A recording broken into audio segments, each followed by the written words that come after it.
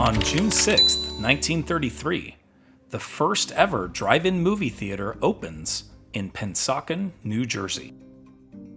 But what inspired this idea?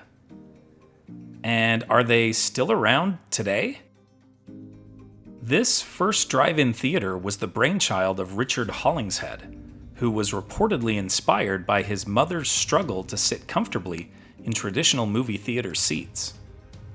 He experimented in his own driveway using a 1928 Kodak projector and a sheet for a screen. Once he had worked out the kinks and formalized his plans, Hollingshead applied for a patent for the concept, which he received in May 1933. He opened Park-In theaters less than a month later. After Hollingshead's patent was overturned in 1949, the idea caught on, and drive-ins opened across the country. During their heyday in the 50s and 60s, there were 5,000 drive-ins across the U.S. There are still about 300 of them in operation in the United States today. They were mostly before my time, but I did see some movies at the drive-in when I was a kid. I distinctly remember seeing one of those Clint Eastwood orangutan movies at the drive-in with my sister and her husband back in the day.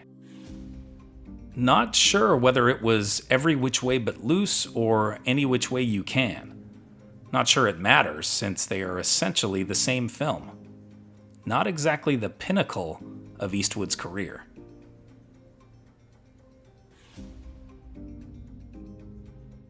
Here are other events that happened today in history. In 1861, the first Prime Minister of newly unified Italy, Camillo Benso di Cavour, dies of disease at age 50.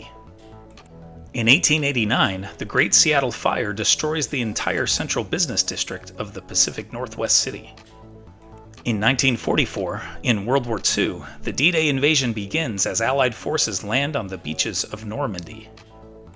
In 1966, James Meredith, the first black student to attend the University of Mississippi, is shot by a sniper. In 1971, the final episode of popular and culturally significant variety program The Ed Sullivan Show airs. In 1992, hard rock band Guns N' Roses' iconic music video for November Rain debuts on MTV. In 2024, remembrances take place in Europe and North America honoring the 80th anniversary of D-Day.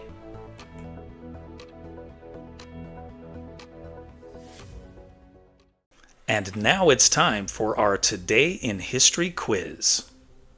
Which delegate presented a resolution calling for the Continental Congress to declare independence, leading to the formal declaration weeks later?